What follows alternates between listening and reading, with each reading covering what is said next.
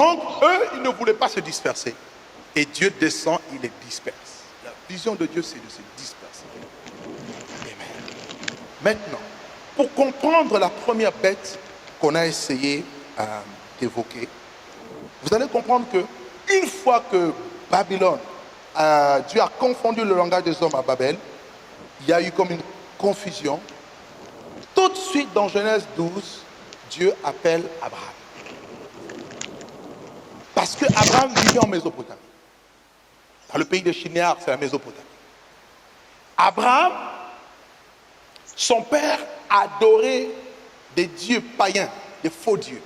Comme à l'époque, la plupart de ceux qui vivaient dans cette civilisation. Et Dieu se révèle maintenant à Abraham comme étant le véritable Dieu.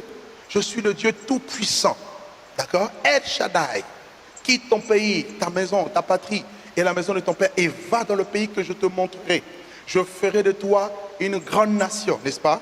Des rois sortiront de toi. Dieu appelle Abraham pour qu'au travers d'Abraham, Dieu suscite une nouvelle race, un nouveau peuple qui doit lui confronter et anéantir le système babylonien, le système de Nimrod qui continuait toujours à hanter la pensée des hommes.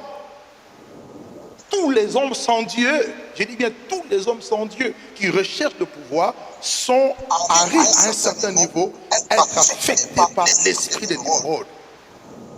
Vous comprenez? Et c'est comme ça qu'Abraham répondit à l'appel de Dieu. Et Dieu, bien évidemment, était avec lui. Genèse chapitre 12, vous pouvez le lire. Genèse 12, verset 1 à 3. Donc là, il y a eu une création d'une nouvelle race. Et d'Abraham est sorti le fils de la promesse, Isaac. Isaac est sorti Jacob. Dieu avait changé le nom de Jacob en Israël.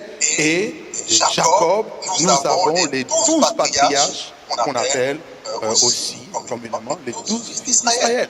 Amen. Amen. Et les 12 enfants d'Israël constituent justement la base de la nation juive.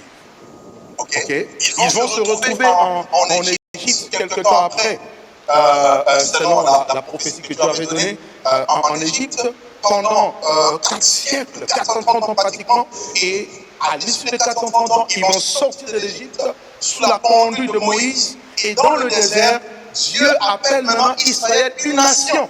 Exode chapitre 19, il dit que vous serez pour moi un royaume des sacrificateurs, une nation sainte, un peuple acquis. Donc Israël devient la propriété de Dieu, Israël devient la nation de Dieu, Israël devient la référence de Dieu sur la terre. La nation qui doit porter le flambeau, porter la lumière pour montrer et éclairer les nations concernant justement qui est le véritable Dieu. N'oubliez pas